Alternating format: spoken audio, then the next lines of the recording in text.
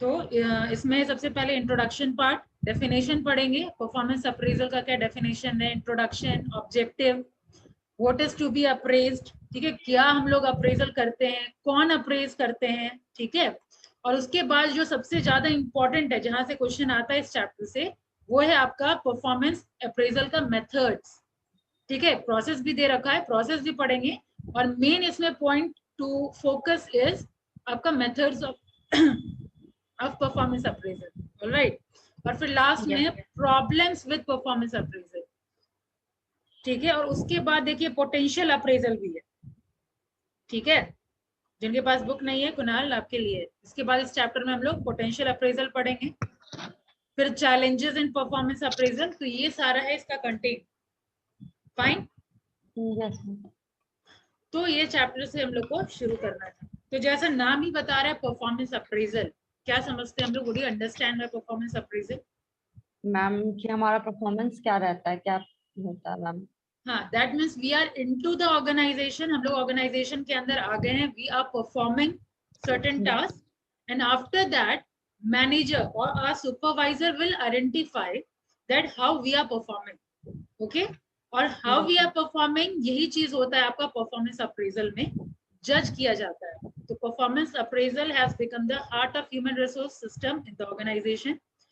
Performance appraisal what does, defines and measures the performance of the employee and the organization as a whole, ठीक है। आपका employ कैसा कर रहा है, कैसा परफॉर्म कर रहा है, वो तो मेजर किया ही जाता है, प्लस हम लोग का ऑर्गेनाइजेशन कैसा परफॉर्म कर रहा है, ठीक है। एम्प्लॉय परफॉर्म करेंगे तो अल्टीमेटली हमारा ऑर्गेनाइजेशन ग्रो करेगा ही करेगा, ऑलराइट। तो it is a tool for assessing the performance of the organisation and of its employee, ठीक है। It is the what it is, performance it is a appraisal tool एक of, ऐसा tool है जिससे हम परफॉर्मेंस एक्सेस करते हैं, ठीक है। इसके अलावा ऑर्गेनाइजेशन का भी और एम्प्लॉयज का भी। तो performance appraisal is been practised in 90% of the organisation world wide, and I don't know 10% क्यों छोड़ा हुआ, क्योंकि हार्डली ऐसा ऑर्गेनाइजेशन है जो परफॉर्मेंस अप्रेजल फॉलो नहीं करता हो, ठीक है। अगर अच्छी ऑर्गेनाइजेशन है तो अनडाउटेडली उसको परफॉर्मेंस अप्रेजल करना ही करना होगा, ताकि वो प्रॉपर प्रमोशन एम्प्लॉयज को दे सके, प्रॉपर हाइक एम्प्लॉयज को दे सके, एक जो मतलब एक रिलेटिव वर्थ एम्प्लॉय का पता कर सके कि कौन एम्प्लॉय हमारे लिए वर्थ का है, कौन सा जिसमें हमारे लिए कॉस्ट है वो, ठीक है। तो ये चीज यस परफॉर्मेंस अप्रेजल के थ्रू ही हम लोग पता करते हैं। तो what is performance appraisal is the process, पहले हम देखें इट वाज अ टूल, ठीक है। Now I am yes saying that it is a process, what which type of process, it is a process of obtaining, analyzing and recording information about the relative worth of the employee, ठीक है। आपका employ कितना useful है वो हम analyse करते हैं, वो हम रिकॉर्ड करते हैं, वही इंफॉर्मेशन हम लेते हैं परफॉर्मेंस अप्रेजल के थ्रू, ठीक है। The focus of performance appraisal is measuring and improving the actual performance of the employee, ठीक है। हम लोग मेजर कर रहे हैं और मेजर करने के साथ इंप्रूवमेंट पे भी फोकस करते हैं एम्प्लॉय के परफॉर्मेंस पे, ठीक है। And also the future potential of the employee, ठीक है। कोई एम्प्लॉय जब एंटर करता है, लाइक आप ऑर्गेनाइजेशन में छोड़ लीजिए, अपने क्लास में नहीं फील होता है कि अच्छा ये वाला जो बंदा है इसमें बहुत पोटेंशियल है, ये कुछ करेगा, लगता है ना, फील होता है। सेम वे ऑर्गेनाइजेशन में भी उसके काम करने के तरीके को देख करके परफॉर्मेंस अप्रेजल के थ्रू फ्यूचर पोटेंशियल एम्प्लॉयज का हम लोग पता कर सकते हैं कि क्या ये हमारे ऑर्गेनाइजेशन के लिए यूजफुल है या नहीं। Its aim to measure what an employee does, ठीक है। ये मेजर करता है कि एम्प्लॉय क्या कर सकता है, ठीक है। और हमेशा की तरह ये सारे सब्जेक्ट में क्या करते हैं, हम 3 इंपॉर्टेंट डेफिनेशन लेते हैं। एचआरएम हो गया, ओबी हो गया, फिर आपका प्रिंसिपल ऑफ मैनेजमेंट हो गया, ये सारा जो सब्जेक्ट है ना, इसमें सबसे पहले आप ओवरव्यू देंगे कि हाँ इस टॉपिक से आप क्या समझते हैं। जैसे परफॉर्मेंस अप्रेजल की बात कर रहे हैं, तो परफॉर्मेंस अप्रेजल से आप क्या समझते हैं, थोड़ा ओवरव्यू हम लोग देख लिए। उसके बाद 3 स्कॉलर्स हम लोग लेते हैं, minimum 3 scholars need to be taken. कोई एक आप ले लीजिए जिसका इजी लगे, आप जो आपका स्टेटमेंट इजी लगता है आप इंक्लूड कर लीजिए, लेकिन हाँ ये ध्यान रखिए कि लाइन टू लाइन याद रखना पॉसिबल नहीं है हम लोगों के लिए, ठीक है। लाइन टू लाइन याद रखना पॉसिबल नहीं हो पाता, तो उसके लिए क्या सजेशन है कि आप पढ़ के थोड़ा जिस्ट निकाल लीजिए, ठीक है। ये वाले टॉपिक में ये जैसे फ्लिपो है, फ्लिपो परफॉर्मेंस अप्रेजल के बारे में ये बोलना चाह रहे हैं, जस्ट पता चल गया तो हम लोग करेंगे क्या, बस ये इन्वर्टेड कॉमा हटा देंगे, ठीक है, ये इन्वर्टेड कॉमा हटा देंगे। According to Flippo, performance appraisal is systematic, periodic and an impartial rating of an employee's excellence in matter Yes. pertaining to his present job and his potential for better job। तो inverted comma अगर आप दे रहे हैं तो आपको word to word same लिखना पड़ेगा, लेकिन इन्वर्टेड कॉमा अगर आप हटा दे रहे हैं तो इसके जिससे हम क्या समझ रहे हैं कि फ्लिपो क्या बोलना चाह रहे हैं कि परफॉर्मेंस अप्रेजल एक ऐसा सिस्टमैटिक प्रोसेस है जिससे हम इम्पार्शियल रेटिंग करते हैं एम्प्लॉय के एक्सीलेंस की, ठीक है, बोथ उसका प्रेजेंट जॉब और उसका पोटेंशियल फ्यूचर में वो क्या कर सकता है, ठीक है। तो ये हम जस्ट निकालिए और वही जस्ट हमको लिखना है, तो कम से कम 3 स्कॉलर का हम लोग लिख लेंगे और लास्ट में कंक्लूजन कि आप क्या समझे, ये 3 स्कॉलर का डेफिनेशन देखने के बाद आप क्या समझे, you need to write it last in your own words. Conclusion हमेशा आपके अपने वर्ड्स में होना चाहिए, ठीक है। तो ऐसे हम लोग डेफिनेशन लिखते हैं। तो फ्लिपो का देख लिए, परफॉर्मेंस अप्रेजल के बारे में क्या बोल रहे हैं, ठीक है, कि एक ऐसा सिस्टमैटिक और पीरियोडिक है, सिस्टमैटिक तो खैर है ही और पीरियोडिक है, ऐसा नहीं है कि हम एक बार कर लेते हैं और खत्म, ये हमेशा कंटिन्यूस प्रोसेस है, इस साल की है या 6 महीने पे हम कर रहे हैं या 1 साल पे हम लोग कर रहे हैं, वो कंटिन्यूस प्रोसेस है, एक एक टाइम पीरियड के बाद हम लोग को फिर से उसको रिपीट करना है, ठीक है। और इम्पार्शियल रेटिंग, क्योंकि वो आपका जॉब देख करके, आपका परफॉर्मेंस देख करके रेटिंग कर रहा है, तो यहाँ पे फेवरेटिज्म वाली बात तो खत्म हो गई, ठीक है। सर्टेन टेक्निक अगर हम यूज करके परफॉर्मेंस अप्रेजल अगर कर रहे हैं तो फेवरेटिज्म वाली बात तो खत्म हो गई, ठीक है। तो ये इम्पार्शियल रेटिंग है एम्प्लॉय के एक्सेलेंस की in matter pertaining to his present job, अभी जो वो काम कर रहा है, and his potential for a better job, अभी क्या काम कर रहा है और उसको बेहतर कैसे कर सकता है, ये फ्लिपो के अकॉर्डिंग। डन। अब आगे बढ़ते हैं। Performance appraisal offers several advantage at the level of, सबसे पहले इंडिविजुअल लेवल पे क्या एडवांटेज है, रिकॉग्निशन ऑफ पास्ट एफर्ट, ठीक है, परफॉर्मेंस अप्रेजल के थ्रू आप अपना पास्ट एफर्ट देख सकते हैं कि हम कितना एफर्ट लगाए थे, ठीक है, और क्या अल्टीमेटली रिजल्ट आया। फिर अपना developmental requirement can be uncovered, like होता है ना कि आप अपना रिजल्ट देकर के ये आइडेंटिफाई कर ले कि ये सर्टेन सब्जेक्ट जो है ये मेरा सही नहीं है, ठीक है। तो डेवलपमेंटल रिक्वायरमेंट आपको पता चल गया ना कि इस सब्जेक्ट में हम लोग को डेवलपमेंट करने की जरूरत है, तो ये इंडिविजुअल लेवल पे इसका एडवांटेज हो गया। अब टीम लेवल की अगर मैं बात करूं तो alignment of effort with objective, ठीक है, सारे का। अब देखिए ऑर्गेनाइजेशन में हम लोग कॉमन गोल के लिए काम करते हैं ना, किसी भी ऑर्गेनाइजेशन में अगर हम काम करें कॉमन गोल के लिए काम करेंगे, तो सर जैसे बैंक का अगर मैं एग्जांपल लूं तो बैंक में फॉर एग्जांपल सर्टेन टारगेट होगा फॉर से 1 करोड़, ठीक है। अब ये 1 करोड़ का टारगेट कौन, ऑर्गेनाइजेशन खुद पूरा करेगा कि इंडिविजुअल जो वहां पे काम करने वाले हैं वो पूरा करेंगे, मैम वहाँ के एम्प्लॉयज करने, वहां के एम्प्लॉय कैसे पूरा करेंगे उसको अलाइन करना पड़ेगा ना, ठीक है। 1 करोड़ का अगर टारगेट है तो कुणाल को चलो 1 लाख दे दो, एफडी वो करके ले आएगा, स्वाति को गोल्ड लोन दे दो, मतलब 1 लाख का गोल्ड लोन वो कर लेगी, सब बैलेंस चाहिए होता है ना, तो इस तरीके से बाकी टीम मेंबर भी जो होंगे उन लोग को अलाइन करना होता है, उनके सारे एफर्ट्स को अलाइन करना पड़ेगा ऑर्गेनाइजेशन गोल को अचीव करने के लिए, ठीक है। इस तरीके से अलाइनमेंट ऑफ एफर्ट हो जाता है विथ ऑब्जेक्टिव, फिर मोटिवेशन ऑफ टीम मेंबर हो जाएगा, फाइन, ये सारा हो जाएगा। इसका मोटिवेशन कैसे होगा, अलाइनमेंट ऑफ एफर्ट तो समझे, वो मोटिवेशन कैसे होगा टीम मेंबर का। मैम मोटिवेशन कि मैम मतलब कि कुछ मोटिवेट कुछ सुना, मतलब कि कुछ पार्टी थ्रो करना या फिर कुछ, हाँ, अगर मान लीजिए परफॉर्मेंस अप्रेजल के थ्रू किसी का अप्रेजल हो रहा है, किसी को हाइक मिल रहा है सैलरी में, तो जो जिनको नहीं मिला है उनको लगेगा कि नहीं हाँ भाई इस तरीके से प्रमोशन होता है, हम भी थोड़ा एफर्ट लगाएंगे तो मेरा भी प्रमोशन हो जाएगा, मोटिवेशन की तरह काम किया कि नहीं, ठीक है। कोई अप्रेजल ही कर रहा है, कोई तारीफ ही कर रहा है, ठीक है, किसी को डेजिग्नेशन में थोड़ा बेहतर पोजीशन मिल गया, ठीक है, तो दूसरे लोग इंप्रेस हो रहे हैं ना, जो ऑर्गेनाइजेशन में नए बंदे आ रहे हैं वो लोग भी मोटिवेट हो रहे हैं, ठीक है। तो ये एडवांटेज हो गया टीम लेवल पे, और ऑर्गेनाइजेशन लेवल पे तो होगा ही, डेवलपमेंट ऑफ स्टाफ हुआ, ठीक है, प्रॉपर हम लोग अप्रेजल करके ये देख रहे हैं किसका क्या स्किल है, अगर किसी में स्किल में अगर लैकिंग है तो हम उसको प्रॉपर ट्रेनिंग देते हैं, तो डेवलपमेंट ऑफ स्टाफ हो गया, अचीवमेंट ऑफ की ऑब्जेक्टिव हो गया, ठीक है। इंडिविजुअल लोग अगर अच्छा परफॉर्म कर रहा है, उसको अप्रेजल मिल रहा है, तो हमारे ऑर्गेनाइजेशन का जो की ऑब्जेक्टिव है वो भी तो हम अचीव कर रहे हैं ना। फिर last one is best utilisation of human resources, क्योंकि आप चेक कर रहे हैं, अल्टीमेटली उस सब पे नजर रख रहे हैं कौन कैसा काम कर रहा है, तो ऑब्वियसली बाकी जो ह्यूमन रिसोर्स है उसका बेहतर यूटिलाइज कर पा रहे हैं। ठीक है, तो दीज आर एडवांटेजेस। अब पर्पस, किस पर्पस से हम लोग मतलब परफॉर्मेंस अप्रेजल का पर्पस क्या है, क्यों करते हैं हम लोग? तो सबसे पहले सैलरी इंक्रीजेस, एम्प्लॉय का आइडेंटिफाई करते हैं, to identify employees for salary increases, promotion, transfer, lay off, मतलब बाकी सब तो चलिए इजी है, सैलरी इंक्रीज करेंगे कितना करेंगे, प्रमोशन देंगे ठीक है, ट्रांसफर करेंगे ठीक है, परफॉर्मेंस अप्रेजल से पता चल गया। ले ऑफ से क्या मतलब है, और ले ऑफ और टर्मिनेशन से क्या मतलब है? बेसिकली दो वर्ड यहाँ दिया हुआ है, ले ऑफ और टर्मिनेशन में डिफरेंस क्या होता है?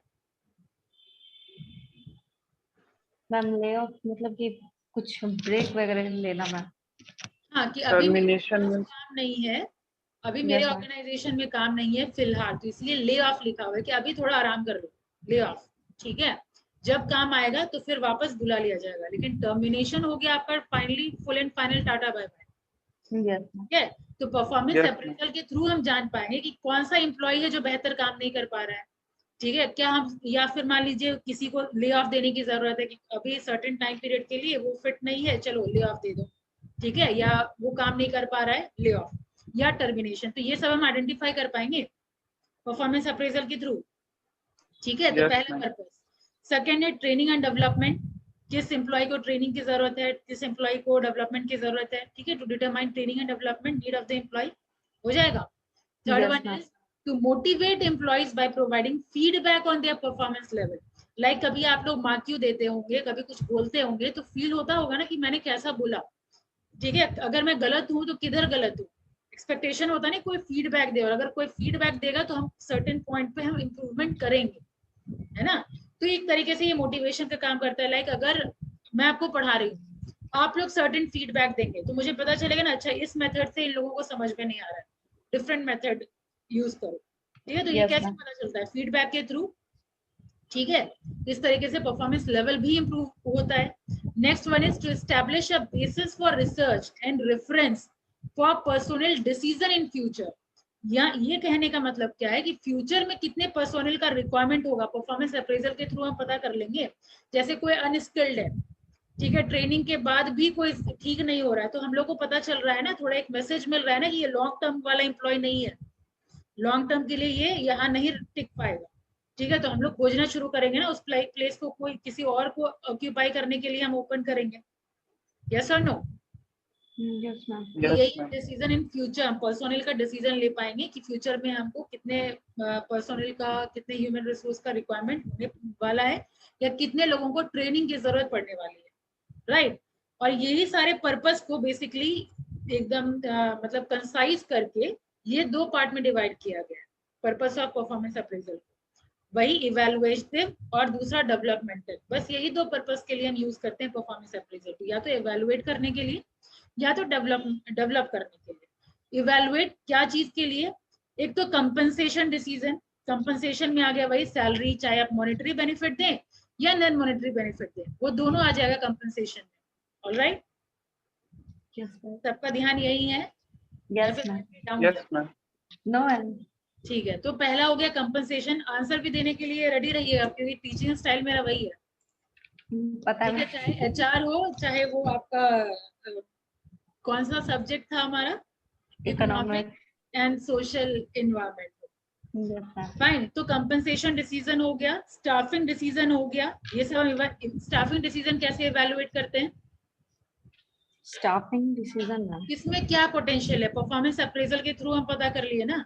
तो यस स्टाफिंग मैम। मतलब पोजीशनिंग हम कर पाएंगे ना स्टाफ को, मतलब पर्सोनल को, कि अच्छा ये वाला पोजीशन, लाइक ये बंदा सेल्स के लिए बना है, सेल्स में इसको डालो। ठीक है, इसका फोन पे बात करने का तरीका अच्छा है, इसको टेली वाले में डालो, है ना। इस तरीके से हम पोजीशनिंग कर रहे हैं, तो इस तरीके से हम स्टाफिंग डिसीजन ले पाए। Again, yes ma'am. And third one is evaluate selection system. ठीक है, सिलेक्शन सिस्टम हम इवेलुएट कर रहे हैं, तो ये तीन आ गया आपका इवेलुएटिव में। और डेवलपमेंटल में वही हो गया, परफॉर्मेंस फीडबैक आप दे रहे हैं। ठीक है, फीडबैक दे करके आप बता रहे हैं कि अच्छा इधर इंप्रूवमेंट की जरूरत है। ठीक है, आपका एचआरएम में ये गड़बड़ है, ये वाला पोर्शन आप सही से नहीं बोल पा रहे हैं, ठीक है, तो चेक करिए। ठीक है, तो ये हो गया performance feedback. Training and development, proper आपको सिखा के पढ़ा करके, ठीक है मेरा सेल्स अच्छा नहीं है, कम्युनिकेशन स्किल अच्छा नहीं है, तो आपको ट्रेनिंग दे करके डेवलप किया जा रहा है, ठीक है। Third one is feedback for improvement, ये नेगेटिव पॉइंट है, इसको इम्प्रूव करो, ठीक है। तो यही दो पर्पस के लिए हम लोग परफॉर्मेंस अप्रेजल यूज किए, इवैल्यूएटिव और डेवलपमेंटल। फाइन। अब आते हैं प्रोसेस ऑफ परफॉर्मेंस अप्रेजल के। प्रोसेस की बात करें तो ये 6 स्टेप प्रोसेस होता है, ठीक है। First one is establish performance standard, ठीक है। पहले हम स्टैंडर्ड क्या करना है, स्टैंडर्ड तो पहले फिक्स करेंगे। कोई भी अगर आप किसी को हायर कर रहे हैं, उसको पहले पता तो होना चाहिए कि हमको करना क्या है, राइट। तो वो स्टैंडर्ड तो पहले पता हो, तो आपका पहला काम है कि हम स्टैब्लिश करेंगे परफॉर्मेंस स्टैंडर्ड। कैसा परफॉर्मेंस चाहिए आपको, कौन से टारगेट को अचीव करना है, कितने टारगेट को अचीव करना है। अगर आपसे बोला जाए कि आपको चलो होम लोन करना है, ठीक है, तो आप तो बस बैठे रहेंगे, चलो हमको होम लोन करना है, ठीक है, बैठे हुए, कितना करना है नहीं पता, ठीक है। आप दिन में 1-2 भी कर रहे हैं, आप खुश हैं, चलो भाई दिन में 1 तो हुआ, दिन में 2 तो हुआ, लेकिन एक्चुअल में बाद में पता चला कि ये बहुत स्लो प्रोसेस था। एक दिन में कम से कम आपको 5 होना चाहिए, एक दिन में कम से कम 10 होना चाहिए। तो ये हुआ स्टैंडर्ड। तो स्टैंडर्ड कभी भी वेग नहीं होना चाहिए, अंडरस्टूड। स्टैंडर्ड कभी भी वेग नहीं होना, वेग मतलब क्या, अनक्लियर नहीं होना चाहिए, अनक्लियर नहीं होना चाहिए, डगमगाना नहीं। हाँ, स्टैंडर्ड जो आप बना रहे हैं वो हमेशा क्लियर होना चाहिए। गुड जॉब मतलब you have to do good job. अब गुड जॉब से आप क्या समझ रहे हैं, you have to do good job, लेकिन किसको आप बोलेंगे गुड जॉब, वो तो आप क्लियर करेंगे। बीइंग अ मैनेजर आपको ये तो बताना पड़ेगा कि किस काम को आप गुड जॉब कंसीडर करेंगे। मैम जो भी मेरा काम है वो सिस्टमेटिक वे से एक ही, मतलब कि हम अच्छे से चल रहा हो, वही बीच में रुकावट या फिर कुछ ऐसा ना हो, मेरे परफॉर्मेंस पे ना। परफॉर्मेंस पे प्लस वही मैं बोल रही हूँ कि जो स्टैंडर्ड जो सेट करना है, वो स्टैंडर्ड सबसे पहले बीइंग अ मैनेजर आपको सेट कर लेना होगा, और वो कम्युनिकेट करना होगा। कम्युनिकेशन वाला पार्ट नेक्स्ट स्टेप में आएगा, लेकिन फर्स्ट स्टेप में देखिए, establish performance standard. The appraisal process begin with the establishment of performance standard. The managers must determine what output, accomplishments and skill will be evaluated. यानी आपको पहले पता होना चाहिए कि आपको कैसा आउटपुट चाहिए। लाइक मैंने टारगेट के बारे में बताया कि 1 लाख आपका होना चाहिए महीने का। अगर आप 1 लाख टारगेट अचीव कर पा रहे हैं तो ये आपका आउटपुट है, तो कंसिडर किया जाएगा कि हाँ गुड। अब एम्प्लॉइज को भी पता है कि हमको 1 लाख टारगेट है, अगर हम 1 लाख अचीव किए तो आई एम गुड, और else I am not working efficiently. तो आउटपुट के बारे में हम लोग टारगेट पहले सेट कर लेंगे कि ठीक है एक इंडिविजुअल को कितना टारगेट देना चाहिए। फिर क्या एकम्प्लिश करने पे आप उसको रिकॉग्नाइज करेंगे, कौन सा स्किल आप इवेलुएट करेंगे, ठीक है। तो ये 3 चीज का पता होना चाहिए। These standards should be evolved out of job analysis and job description. Yes. ये 2 टर्म निकल के आ रहा है कि ये जो स्टैंडर्ड शुड बी इवॉल्व, मतलब ये एनालाइज होना चाहिए आपका ये 2 चीज से, जॉब एनालिसिस से और जॉब डिस्क्रिप्शन से। तो ऑब्वियसली आगे बढ़ने से पहले आप क्या समझते हैं जॉब एनालिसिस से और जॉब डिस्क्रिप्शन से? यहाँ कहने का मतलब है वो जो स्टैंडर्ड, जो जिस स्टैंडर्ड की मैं बात कर रही हूँ, वो स्टैंडर्ड आपका ऑलरेडी जॉब एनालिसिस और जॉब डिस्क्रिप्शन से पता चल जाता है। तो what is job analysis? Ma'am ये तो पढ़ाई थी Soni ma'am. Job analysis ma'am गई थी सर्चिंग फॉर अ जॉब, कुछ कि कौन कैपेबल है मेरे लिए डिग्री की। स्वाति तो चलिए क्लास नहीं करती थी, कुणाल आप बताइए। मैम मैंने भी प्रॉपर क्लास नहीं किया है, स्टार्टिंग का तो एक भी क्लास नहीं किया था मैं, लास्ट कल थोड़ा मोड़ा किया। नो मैम ये पढ़ाई थी मैम, मुझे याद है क्लास में ही। जॉब एनालिसिस तो मैम पढ़ाई बट याद नहीं, कॉपी देखना है। वर्ड पे ध्यान दीजिए, जॉब और एनालिसिस। जब हम जॉब को एनालाइज कर रहे हैं कि उसमें कौन सा टास्क परफॉर्म करना है, कॉपी देखने की जरूरत नहीं पड़ेगी, बस ऐसे वर्ड समझिए, जॉब और एनालिसिस। जॉब का एनालिसिस कर रहे हैं तो क्या एनालिसिस करते हैं हम जॉब का, तो उसमें आपको काम क्या करना है। लाइक आप किसी जॉब में जाएंगे, सबसे पहले आप क्या सोचेंगे करना क्या है भाई, ठीक है। आपको फाइनेंशियल प्लानर बना करके भेजा जा रहा है, ठीक है, नाम बहुत भारी भरकम है, लेकिन काम क्या है, वही सेल्स करना है, ठीक है।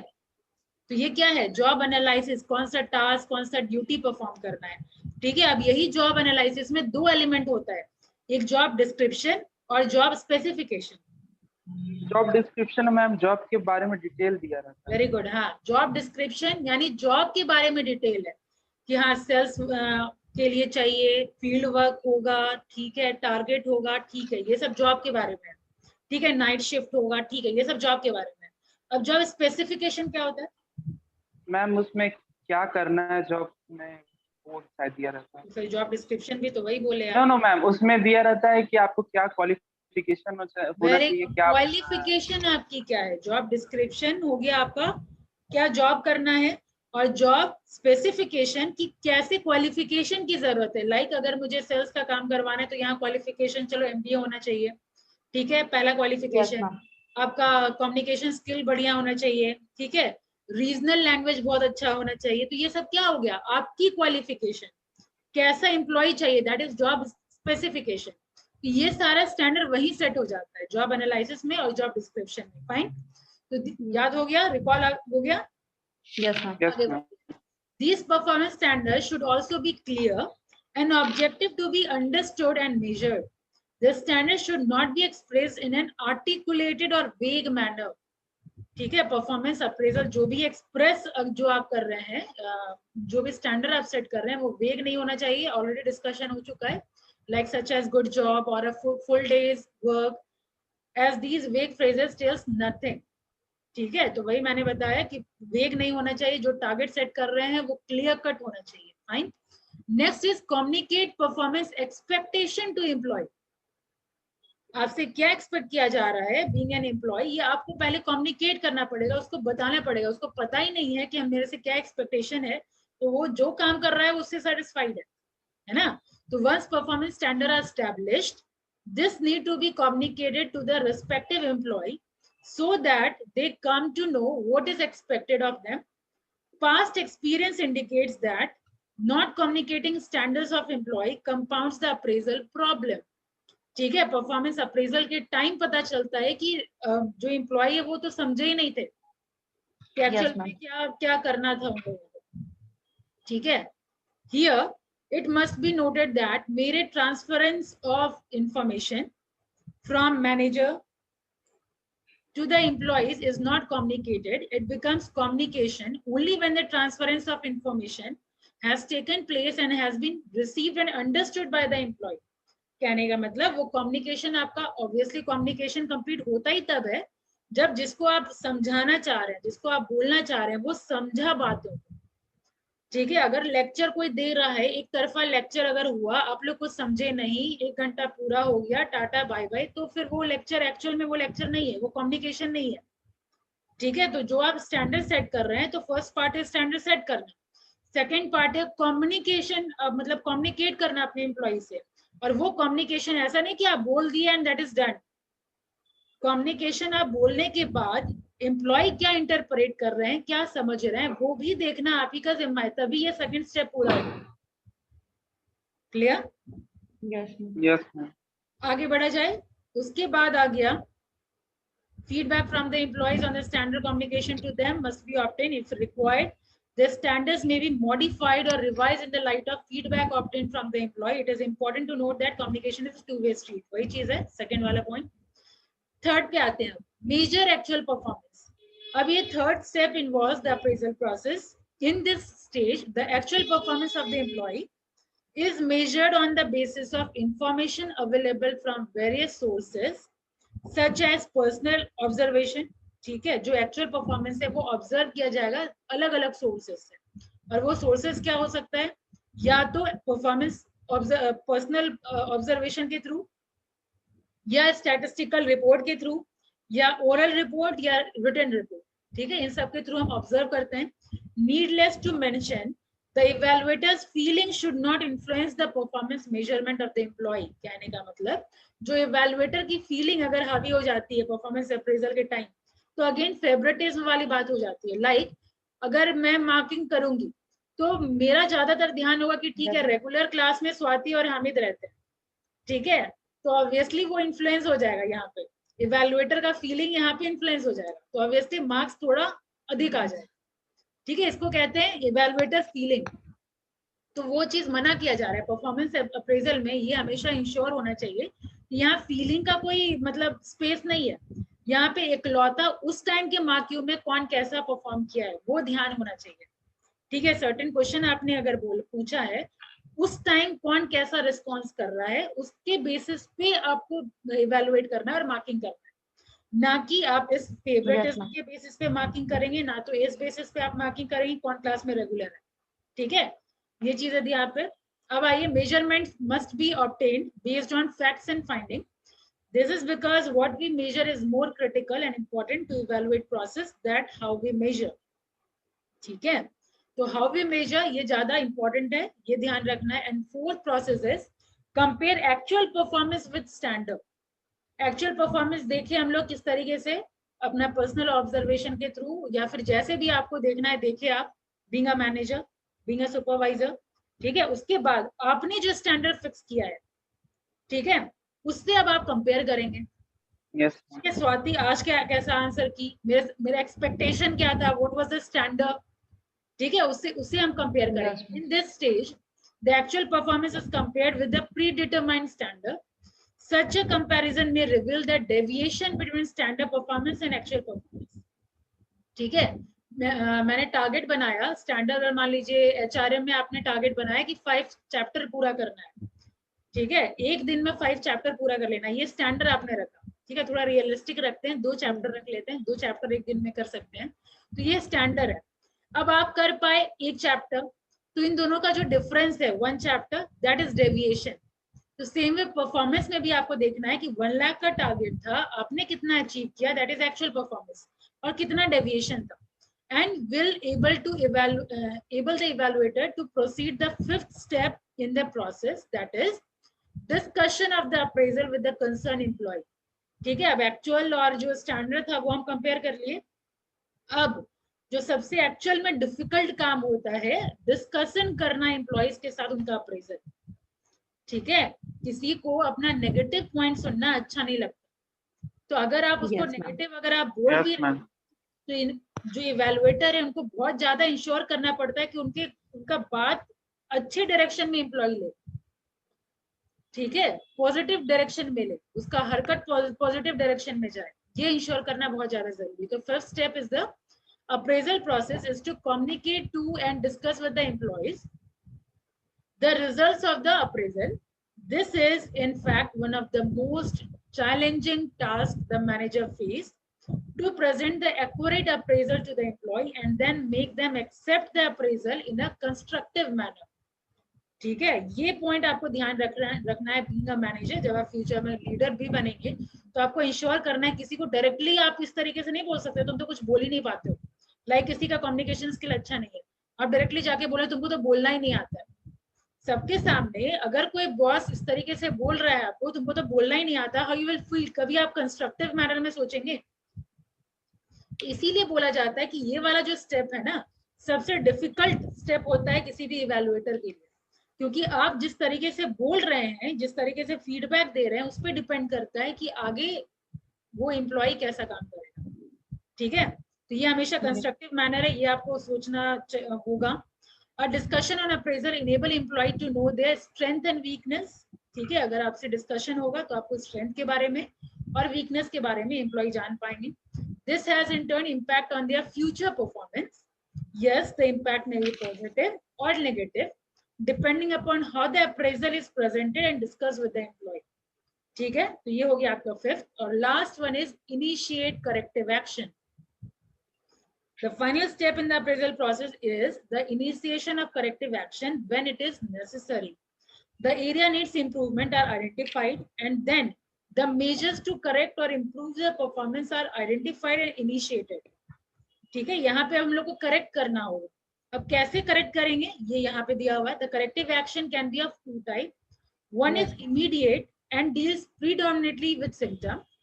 This action is often called putting out fires.